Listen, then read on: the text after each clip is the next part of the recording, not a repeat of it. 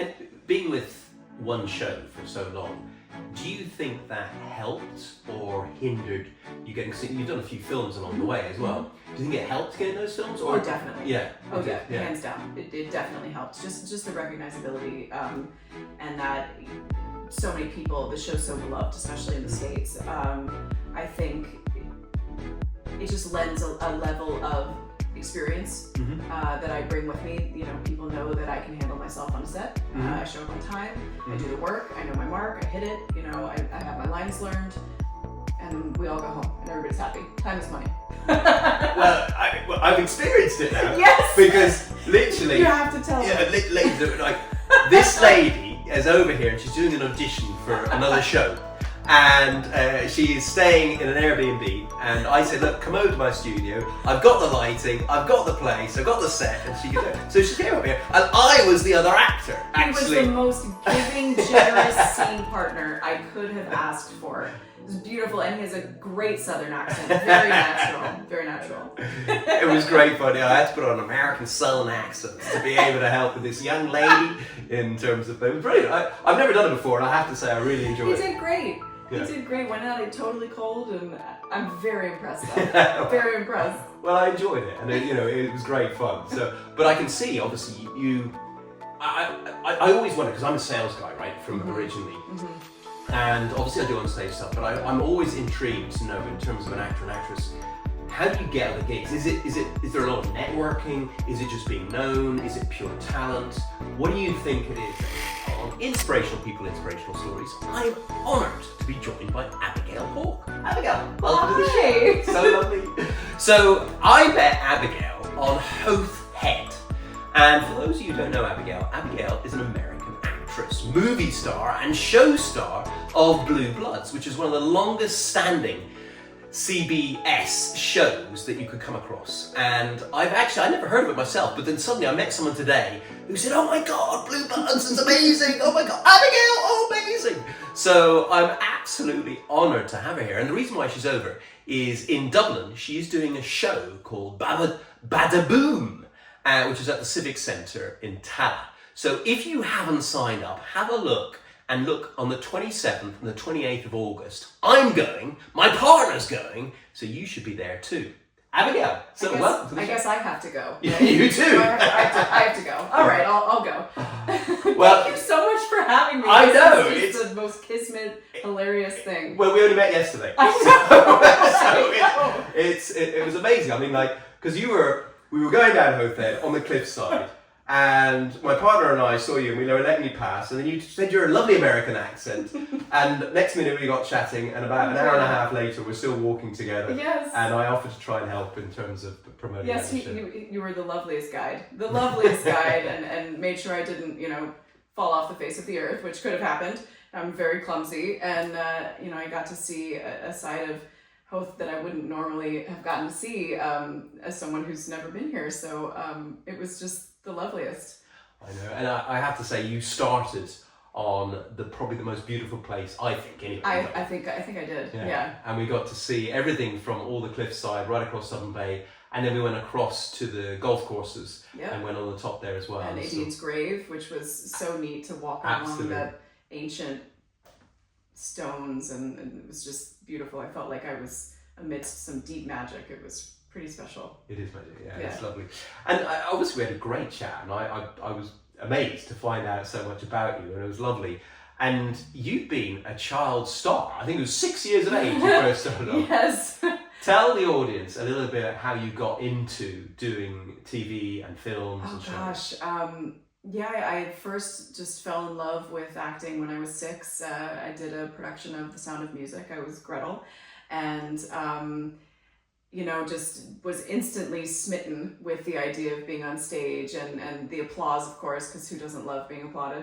And I did a couple different musicals, and when I was 12, I auditioned for a role on Reality Check, which was a new series that was coming on Saturday mornings to a network. I think it's not on anymore. It might have been on Fox, but anyway, that's an American, network. And worked my whole summer from 6th to 7th grade of school, filming 13 different episodes, had a blast. I worked with Ryan Seacrest. I don't know if you know who he is. He's the American Idol, former American Idol host. And I mean, of course, he's a renowned world personality then, but then he was just a 19-year-old kid and had a huge crush on him. And just really, it kind of just kept going. You know, I finished my schooling, did theater all through college, and then I moved to New York, and I just have worked steadily. I've been lucky to work steadily my whole life, and it's what I want to do. It's what I've always wanted to do, and I'm driven to do it, and I love it. Yeah. I love it. And something I loved that you said yesterday was you get to story tell. Yeah. And I thought that was a beautiful way of describing how to be an actor. Because I think quite often what happens is people think it's just about standing on stage and do it. But actually, from the source of time, we've sat around campfires and telling stories. Correct. And now you're doing that in such a beautiful fashion. And for the last 14 years, up until last year, you were doing it Blue Bloods. Yes. With one of my favourite actors, Tom Selleck. My favorite too, one of my favorites. I remember watching him in Three Men and a Little Lady many years ago. Oh, I love that movie. So, good night, sweetheart. Well, it's time to go. It's brilliant, yeah. By the way, I looked at your Instagram. I can see you can obviously sing as well. Oh, thank you. I was very impressed. Thank you. It's been a while since I should do one of those singing videos, especially now that I'm in Ireland without my kids and my dogs making noise. So I could sneak away and do a couple. I should. Well, do you know what? We get you up Grafton Street and you could do some busking. Oh my god! Done. A good way of promoting Say less, the show. Doug. I'm already there. That's what I should do. I'm sure Niall would love that, wouldn't you, Niall? You'd love that.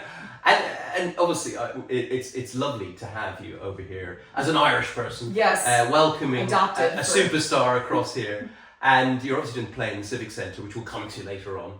But looking like the Blue Bloods, I was literally, we went for a coffee today. I met somebody I know, and she was talking about Blue Bloods because her mother was a massive, massive fan. It was the moms that loved him and loved the show, and yeah. Yeah, and I have to say, before I met you, I hadn't heard of it because I just don't think we have it over here. Right. But now that I've looked into it, it looks fantastic. It's a beautiful show, and I think it brings about some nostalgia for just time with family, which I think we're all very busy, and lives we get pulled in different directions, especially when you're raising kids. You can't always have a meal around the table. It's kind of like a bygone thing, but this family made it a priority no matter what was going on.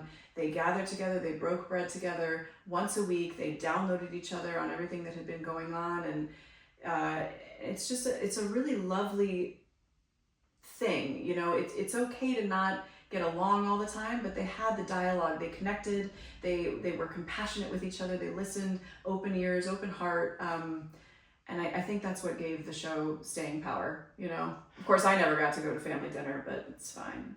Yeah, I think you were the main star outside the family, but you were still one of the main outside of family dinner. Okay, I was very special. Yeah, because I think you did something like 256 episodes. Something like that. Something like yeah. that. Don't make me do math. I'm still jet lagged. Don't make me talk about numbers. And you were originally cast as a Melissa, and then they changed it to your actual. Yes, they did. Actually, before it was even Melissa, it was Mel or Melissa, and casting really just this was a character that had a couple lines. It was meant to be in one episode, and I got it for whatever reason. I was who they chose. Thank you. Once I'd done a couple of episodes, because Tom kept bringing me back, he was like, I don't like Melissa, and we've never established that your name is Melissa, so let's change it. And I like your name.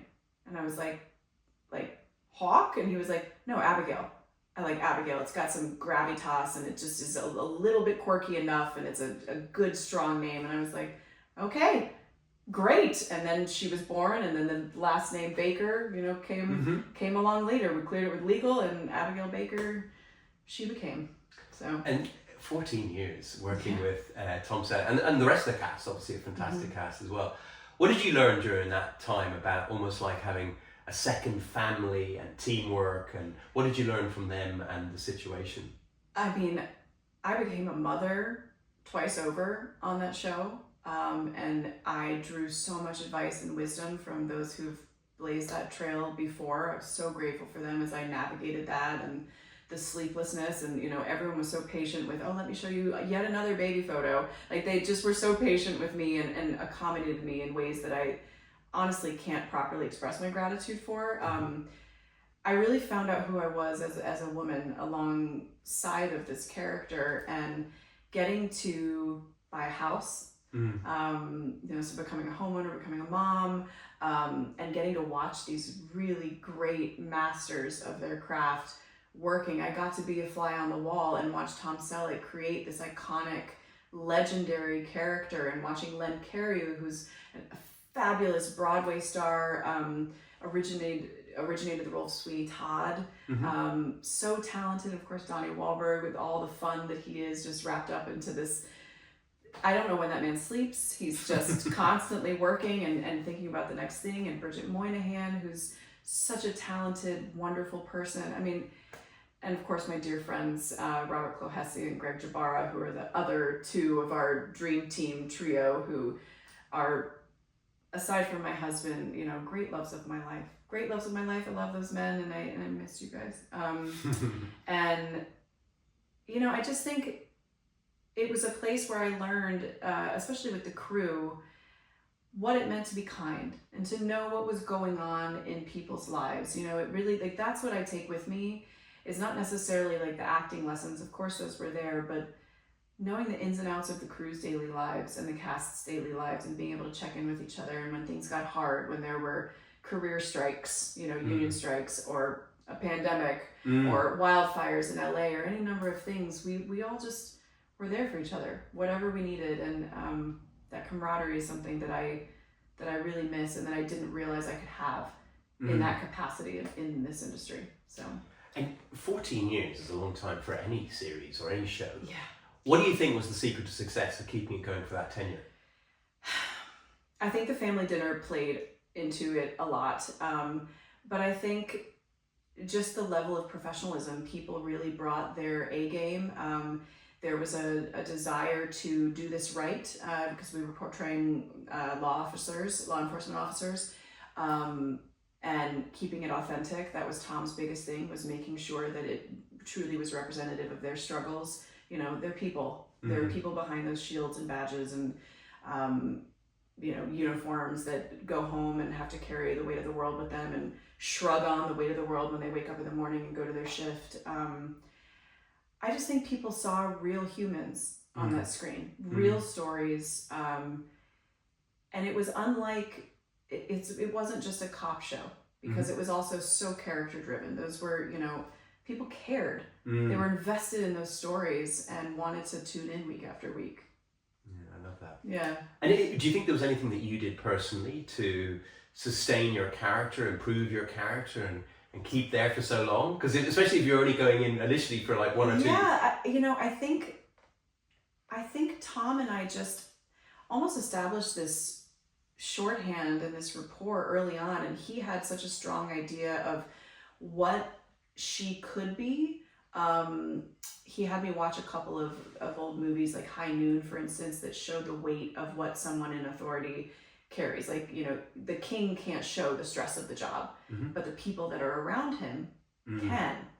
And so we were almost like this council this wise council that he surrounded himself with. And so we each became indispensable because of what we offered. And obviously, Baker, as the only woman that was among that group of four, she had a very unique perspective, and she had a remarkable way of reading people.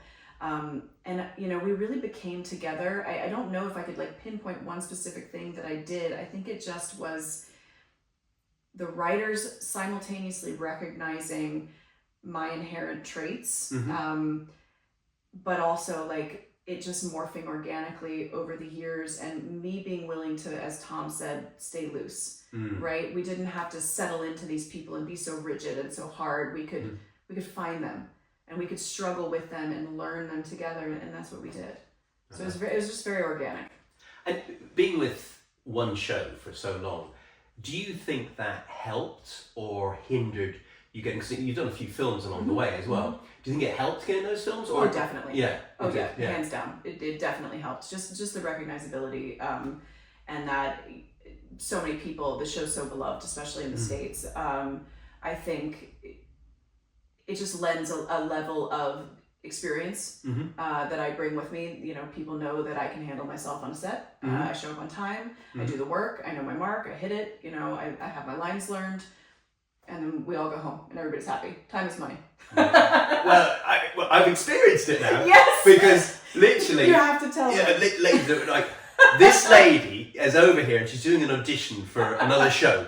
And she is staying in an Airbnb. And I said, look, come over to my studio. I've got the lighting. I've got the place. I've got the set. And she could do it. So she came up here. And I was the other actor, actually. He was the most giving, generous scene partner I could have asked for. It was beautiful, and he has a great Southern accent. Very natural. Very natural. It was great fun. I had to put on an American Southern accent to be able to help with this young lady in terms of... It was brilliant. I've never done it before, and I have to say I really enjoyed it. He did great. Yeah. He did great. Went out it totally cold, and I'm very impressed. Very impressed. Well, I enjoyed it, and it was great fun. So, but I can see, obviously, I always wonder, because I'm a sales guy, right, from originally.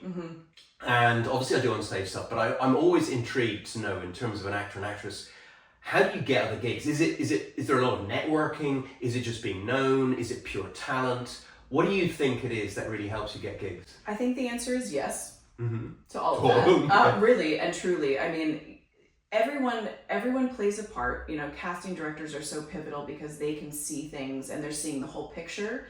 So like a lot of the times, you know, an actor will do an audition, they'll be like, God, I was perfect for that. I can't believe I didn't hear. But they're not seeing other pieces of that picture. You know, perhaps the other actor that they like, you know, that you're supposed to be the father or the mother to was a totally different skin color. You know, there's so many things that go into it.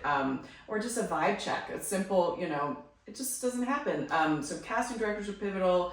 But I also, sometimes you just have a really great audition and you surprise people and you book it. Sometimes it's who you know. This play, the reason I'm here in Ireland, happened just really by chance. A friend of mine was contacted by the director, and he brought me on. He was going to do the male character. And I was like, I can't go to Ireland. That's nuts. But then I read the script, and it's like nothing I'd ever read. And I fell in love with it and didn't have to audition for it. It just was handed to me. It was put in my lap, you know, because of the renown of Blue Bloods. And then my friend pulled out, and I was faced with a choice. Do I go and do the brave thing and come to a country that I've never been to by myself?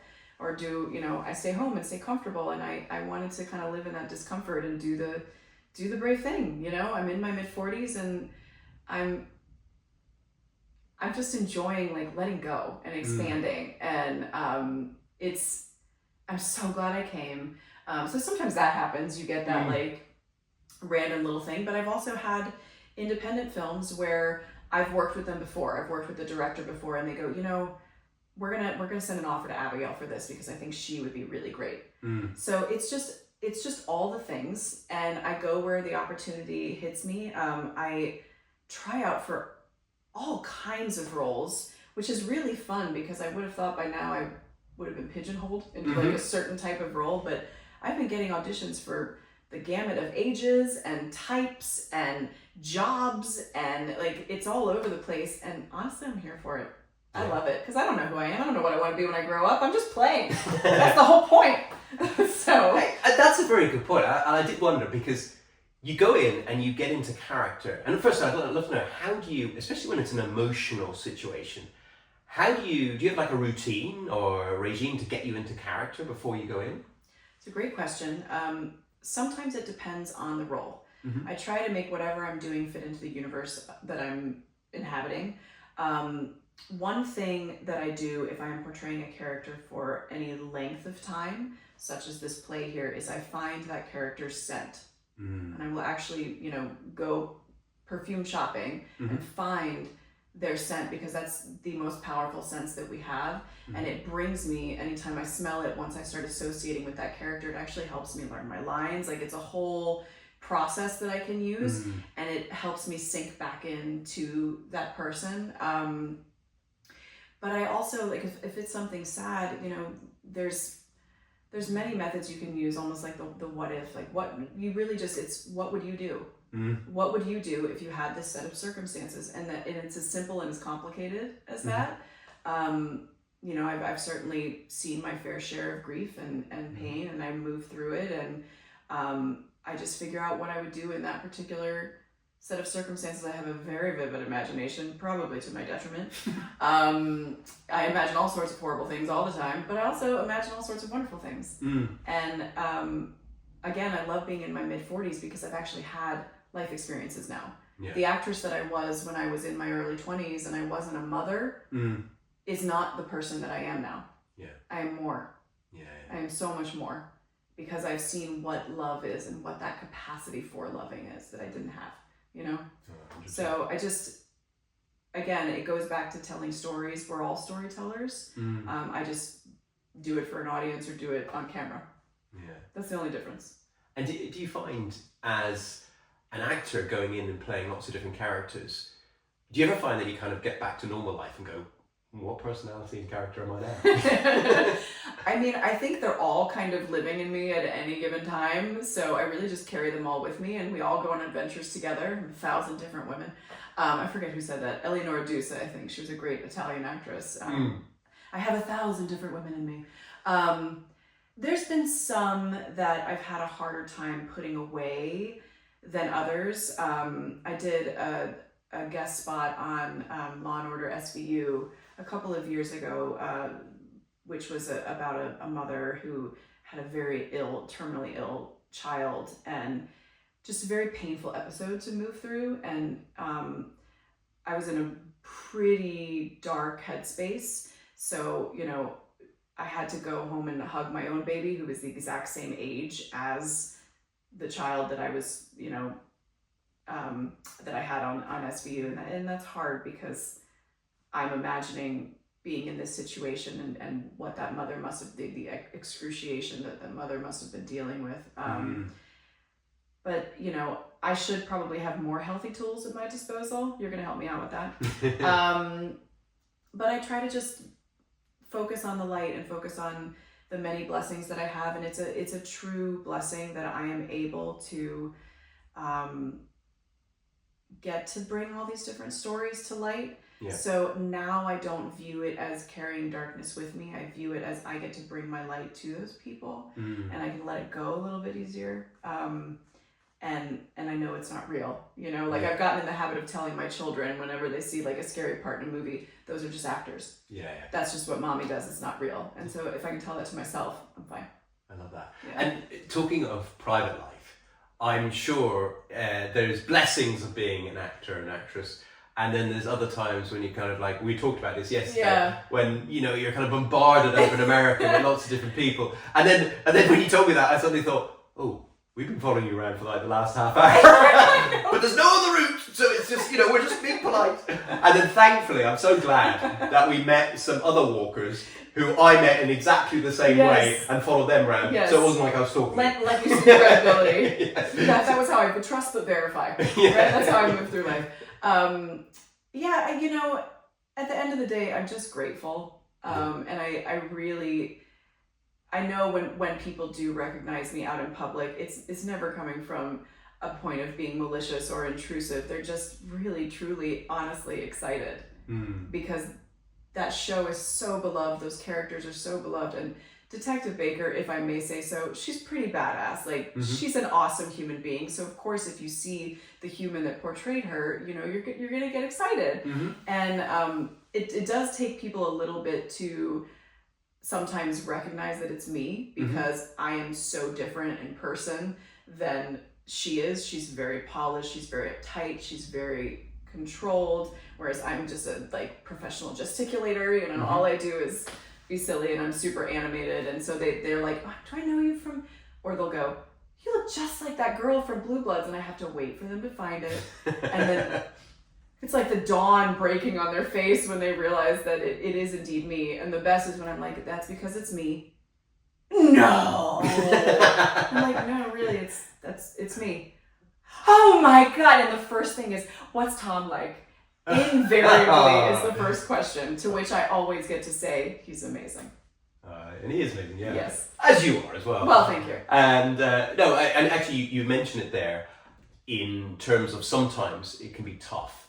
And even people over here that walk into a shopping centre, sometimes we feel a bit drained after it's coming out. So Yeah. I'm sure at stages when people are bombarding you with their energies and all that kind of stuff, you need to try and stay very grounded. And in terms of one, the acting and keeping energized, and two, the public, how do you prevent burnout? How do you energize yourself and keep such a positive mindset? My children, my dogs, my writing. Mm-hmm. I mean, I think I'm in a constant state of almost burnt out, but that's also parenthood. And honestly, my work doesn't feel like work. Mm-hmm. Perhaps, what happens from that work can feel like work, like the interactions with people and how exhausting it is sometimes to have to be on all the time and feel like I'm being watched. But the work itself is actually what feeds me. So me being here and taking this job and being, by myself, owning the space, owning the character, owning my own womanhood, and not feeling lonely, even though I'm alone. I just, I'm so aware of how fortunate I am at every turn, and because I really am. I'm very lucky to get to do this, and I know that. And to get to do it for 14 years is almost unheard of. I mean, it's like a unicorn. Like, that's what every actor dreams of, and I lived it, and it's really just fun. And the best part is I'm exploring a country I've never been to. I'm going to discover all these places. I'm expanding my soul by looking at the ocean for a couple hours and seeing all the wildflowers and meeting wonderful people and eating great food. I ate octopussy, which is, gosh, that was delicious. Really good oysters. In Howth. Yes. And just getting to work on my art. And the actor that is working alongside of me, Peter Smith, it could not be lovelier or more generous. He's got a genuine, beautiful heart, and we're only 2 days into rehearsing together, and I can already tell we're going to be friends for life. He's a good one. That's lovely. Yeah. And Bada Boom, obviously, it's at the Civic Centre. And what I love about it, actually, is because I found when I first started getting on stage doing motivational talks and everything like that, I was nervous, and initially I was more talking at the audience. Whereas now I've changed to be much more interactive and do exercise and get them involved. And I know the experience then is different. And this is the difference about your play, isn't it? Tell the audience a little bit about how it differs, because it's completely unique. Yes, it is. And it really feels like the future of theater. It's a new frontier in terms of a live event and a live experience. And you've got a noir psychological thriller meets operatic grandeur meets augmented reality, gaming, technology, and they're all not competing, they're married. And it's this cohesive, integrative, immersive thing. And rather than telling the audience, all right, you're in a proper theater now, put your phone away, we're saying, no, take it out. Play with us, get engaged and involved in this story that we're telling, and maybe you're complicit.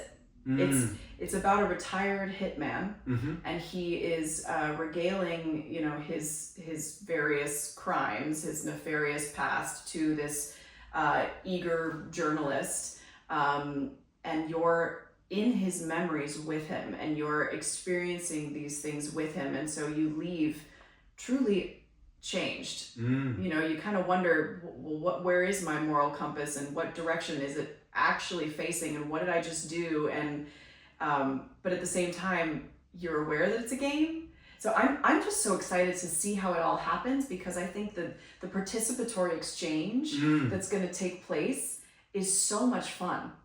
So much fun. The breaking of the fourth wall, and just actually looking at the audience that's there to see you, that normally you have to pretend doesn't exist. You're like going, no, I see you. I see how you performed in the game. Let's talk about it. You know, I'm just, it's like nothing I'd ever read. The script is pure poetry. Niall is a genius. And no, he did not pay me to say that. Nothing I'd ever read. I just was so taken by the script, and I'm having the best time doing a deep dive into who this woman is. I'm obviously the journalist. I'm not the retired hitman. Although I could do that too. I suspect so.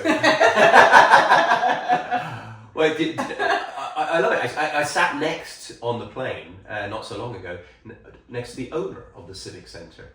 So if anybody doesn't know the Civic Centre, it's a lovely theatre over in Tala. Quite small. I think it has about 350. That sounds about right. Yeah. And the 27th, I think, is mainly for industry people. Yes. But the 28th I booked. The 28th, and I booked right at the front. So I'm looking forward to it. Fantastic. We better bring your phone. Absolutely. Download that app and Absolutely. play. Yeah, well, I saw the ad and it says, make sure your phone is charged up. Yes. So I was like, fantastic. So it's going to be a wild ride, and I cannot wait. And Peter Smith, who's currently working as Phil Lynott in Lynott. I don't know. I'm not Irish. Is it Lynott, the Irish rock star? I don't know, actually. Anyway, he's in Moonlight, which is another production that's taking place here, and he's fabulous. So we're a nice foil for each other. We've got, very different but yet compatible energies, and it's great. It's great. There's a lovely sense of danger, and there's like fizzling energy, and it's so fun. So fun. Exactly. And you played a lot of different roles in lots of different movies and obviously the shows and everything like that. And I'd love to know, is there any role that you haven't played that you'd absolutely love to play? Oh gosh. Well, if we focus on just Broadway, because that's the first thing that comes to my mind, which eventually I will be on Broadway. I am manifesting it for myself. I don't know when, I don't know in what capacity, but it will happen. Waiting for my kids to get a little bit older because that schedule's quite rigorous. And I like to be there for them, and a little hard when you're performing at night. Anyway, I would actually love to be King George in Hamilton. Wow. I know. A little bit of a side weird thing about me is that I think I would crush that role. I'd have a really good time. That's brilliant. I just, as far as others, I just want to keep doing where I feel my soul is nudging me to go. Sometimes I don't know the character that I want to be until it's put in front of me and I go, oh yeah, this one. And and it's a feeling and I know it. And if I'm lucky, I have plenty of auditions that I'm like, God, I would love to do this, but then I don't get it. And that's okay. It wasn't meant for me. You let it go, you move on, and you wish whoever did get it well, because that's what you do. Because I would want someone to do that for me. I love that. So. Well, as one of my clients said, I'm a master manifester, so I will manifest the thing. I'm very grateful that you get your dream, your wish come true, and you're on Broadway, because you deserve it. Because having seen a bit of your stuff and having met you and actually spent some time, this lady. And you've seen the real me. Absolutely, Seriously. This lady is genuinely lovely outside, and you've got quite a lot of interesting things about you as well. What do you do to relax, or what do you enjoy outside of acting? Gosh, well, I love being outside. I think it's called, is it Thessalomania? I think, or Thessalophile, I'm not sure, but it's whoever it is that where you need the sea, that's me. I need the ocean. I love being near the ocean. I love hiking. Just big fan of being outside and going to touch grass. Love touching grass. It's good for you. We need to do it. Grounding myself. I love spending time with my dogs. They just make me laugh all the time. All three of them are ridiculous. I have a 16-year-old pit mix who sleeps all day, and she's my grand dame, and I just love her, and she's earned every nap she takes. And then I have my pandemic puppy who's about 5 now, and she's just our nanny dog. She just is the best, and she's got the most nurturing energy. And then we have our crazy cuckoo Kanuku, who's our rescue dog from Aruba. She's my little firecracker spitfire, Lindy. She's named after Amelia Earhart, and she's hysterical. She always has us laughing. She looks like Scrappy Doo from Scooby Doo. So I play with my dogs, and I write. I really find a lot of growth and satisfaction and self-awareness with writing poetry. I enjoy it. I enjoy solving the puzzle around writing a poem, and they come to me. I can't just be like, I'm going to sit down and write a poem. I have to have the muse land, and then I can do it. And I'm slogging through a novel, but I wouldn't say that I do that to relax, because it's my lifetime life passion project, and she'll get written when she's written. You know, I'm not going to force the timeline, because things keep happening, and that's okay. Yeah. So I'm trying to just meet the people that I'm meant to meet, and have the experiences that I need to have to continue to grow. I just want to keep growing. Yeah, I love that. I'm the same. I think when you're not growing, you're not really living, and there's always something to learn. Yes, always. And I think I learned so much from you yesterday when we were just chatting for an hour and a half or 2 hours or whatever it was. I think you learned a lot helping me with the self-tape. Absolutely. I think he's a whole new man. Well, I as I said to you, I was told you could be an actor, and then I met a producer, then I was writing my book, and then I met you. And it's now you've already done your first read. Yeah, and now I've done my first. Yeah. So no, it's amazing. I always say when you put yourself in the energy of something, you bring more of it to you as well. So, and in terms of energy, and I know you've been married now for 17 years, isn't it? Almost, yeah. Yeah. But I'd love to know, did you ever, who was your first celebrity crush?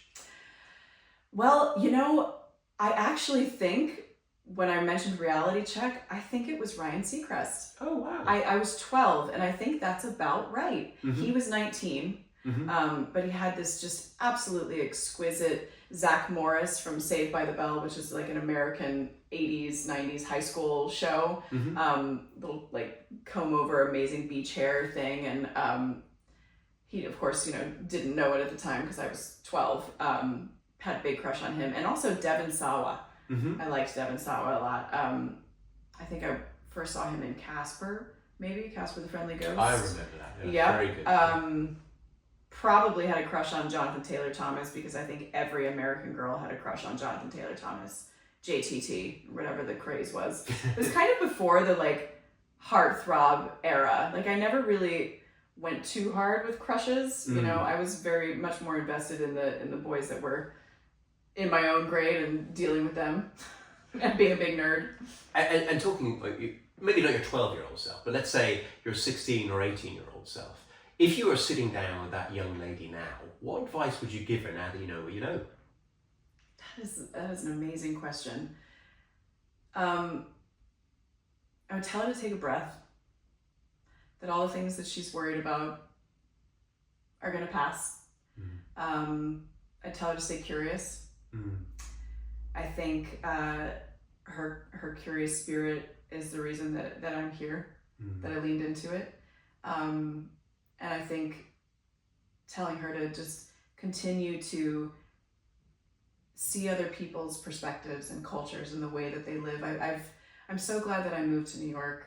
I'm so glad that I majored in theater. I'm so glad that I chose to live with a whole bunch of life sciences kids, because all of them helped me grow.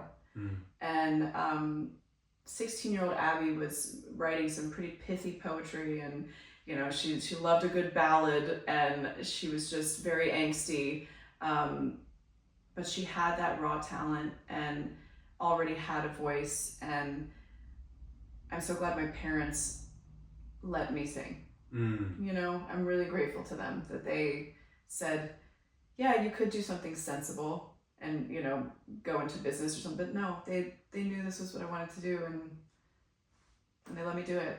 So I really wouldn't change anything. I think we are who we were.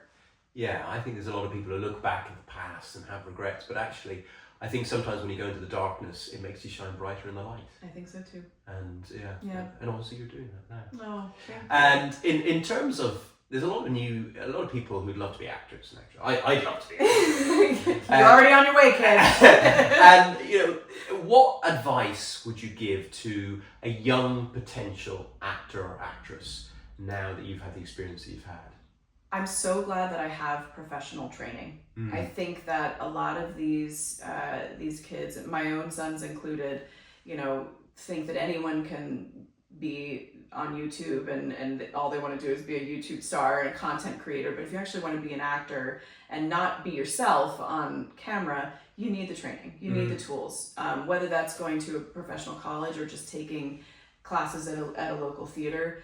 That's where I would start. I also think it's really great to get involved in student films. You automatically network and you meet the future of the industry. While you do that, you meet people with new ideas and who are hungry and eager, and it just sets you up for success later because you're getting boots on the ground experience.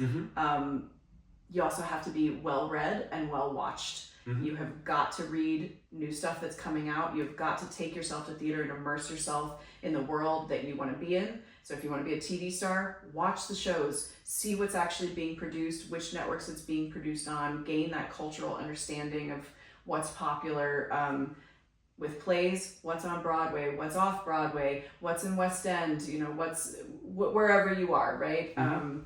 It's very important to be knowledgeable about it and don't go in a vacuum. But also don't be afraid of rejection, because as an actor, it's a lifetime of rejection. And if you can't be rejected, you cannot be an actor. Yeah. Because 99 times out of 100, you are not getting the job. So just assume you're not getting the job and have fun. Like we had fun. Absolutely. We did our take, we had fun. I don't know if I'm going to book that project. It's okay if I don't. I had fun. I'm sure you will. Who knows? I hope so. And it's so true, isn't it? Because I actually always say to a lot of my clients on the business side is that you need to make that 100 calls to sometimes get one or two. Yeah, yes. And that's what it's all about. It's the numbers. And a no is not negative. No. A no is just leading you on. Just like a yes. Fail is sometimes a yes is not positive, but I try to keep it more, A no is not a negative. It's just a no. Yeah. Just a no. I would say fail is an acronym for first attempt in learning. So just keep learning each time. What did you do? I love that. Yeah. So you can... Or fail up. Fail up. Yeah. Absolutely. Yeah. No, it's brilliant. And last question, I always ask this. And so let's imagine a scenario where you are 94 years of age. You've just won an Oscar.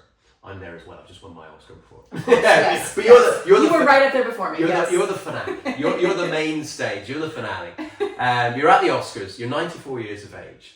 It's your legacy speech. Everybody's cheering you. You've had an amazing career, and you've got to leave a message for the world.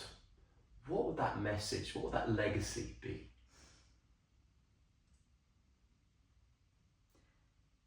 To keep playing. Play. None of us are getting out of it alive, right? Yeah. So just to play. I love that. And just be curious. I just think it's so important that we not lose that sense of the child that we were. We talked about that a little bit on the walk yesterday, and it kind of felt like in the woods there were some really lovely, just childlike energy kind of amongst the trees to get a little woo woo.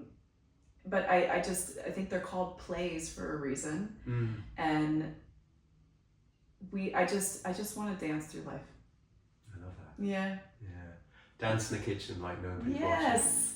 watching. Laugh as loud as you can. Yep. And cry if you need to. Yep. Let the emotions out. Yep. And I love that play because I think sometimes we become adults and we take this chasing the dream and chasing the money so much that we forget to have fun along the way. Right. And I think that's such a beautiful thing to say. Yeah. And what a beautiful thing to end on. Yeah. But before we do, we have to remind everybody. So the Bada Boom. 27th and 28th, or the 28th in fact of August, at the Civic Centre in Tala, Bada Boom is on, and I will be there. This lovely lady is going to be there, obviously. I'll be there. And I think it's a fantastic opportunity. It is very interactive. Bring your phones, have some fun, get in touch, and if there's anything else you need, I will be delighted to speak. I just want to wish you every success though going forward. I hope you get that audition. I hope now that you've finished the 14-year stint. And if not, on to the next one. I'm sure lots of stuff is coming to you. And thanks for lending me all the equipment. Oh, you're awesome. Not at all. It's been an absolute pleasure. Thank you so much for coming you. on. Thank you. Great. Thank you. This was so fun. Yeah. Thank you. Ladies and gentlemen, you've been listening to Abigail Hawk on Inspirational People, Inspirational Stories. I'll be back next week with another inspirational guest. In the meantime, if you need to get in touch, please contact me at doug@dougdgordon.com. From all of us here at the team of the show, I wish you a truly inspirational week and look forward to seeing you next time.